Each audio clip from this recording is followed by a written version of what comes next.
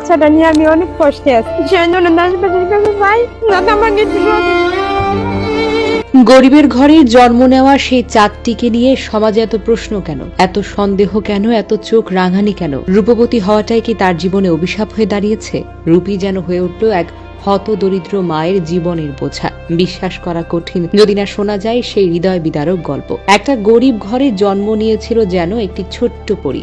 মায়াময় চোখ, নিষ্পাপ মুখ আর সহজ সরল আচরণ সবাইকে মুগ্ধ করত। আল্লাহ তাকে অশেষ রূপ দিয়েছেন, কিন্তু সমাজ তাকে দিয়েছে কষ্ট আর অবহেলা। কেন এমন হলো জানেন? কারণ সে গরিবের ঘরে জন্মেছে। এই সমাজে গরিবের সন্তান স্বপ্ন দেখলে সেটা নাকি অপরাধ, আর যদি সেই সন্তানের চেহারা হয় চাঁদের মতো তাহলে তো সেটাই বিপদ। যারা শিশুর সৌন্দর্যে মুগ্ধ হয় তারাই আবার পেছনে ঠাট্টা করে, এত সুন্দর মেয়ে গরিবের ঘরে হয় কি করে? ঘটনা ঘটে 29শে জুন রবিবার। সেদিন একজন ভদ্রলোক মিরপুর 11 থেকে কারওয়ান বাজারে যাচ্ছিলেন মেট্রো রেলের একটি কামরায় তিনি দেখতে পান এক গরিব নারী করে চাঁদের মতো একটা শিশুটির চেহারা এতটাই অপূর্ব যে ভদ্রলোকের সন্দেহ জাগে, এই মহিলার সন্তান কি সত্যি শিশু? আচরণে মনে হচ্ছিল মা মেয়ের সম্পর্ক নেই। মহিলাটি আগারগাঁওয়ে নেমে যান, কিন্তু ভদ্রলোকের মনে অস্বস্তি থেকেই যায়। পরে খোঁজ নিয়ে জানা যায় মহিলার স্বামী একটি ছোট চায়ের দোকান চালান, তিনি নিজে বাসাবাড়িতে কাজ করেন।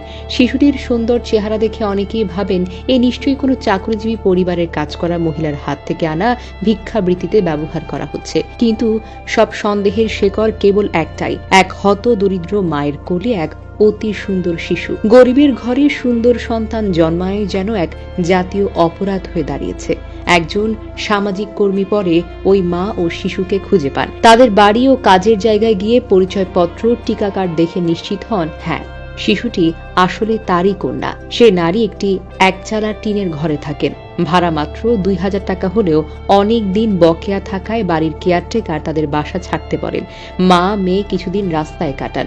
শেষমেশ বাড়ির মালিক দয়া করে কিছু টাকা মাফ করেন। তারপর আবার সেই ছোট্ট ঘরে আশ্রয়।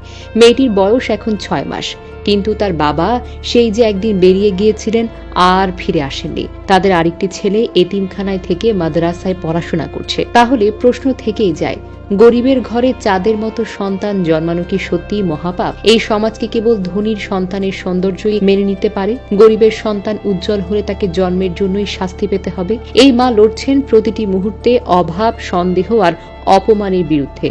তার মেয়ে সুন্দর, কিন্তু সেই সৌন্দর্য এখন যেন তার কাছে এক বোঝা, যেটা তাকে এক অদৃশ্য শিকলে বেঁধে ফেলছে।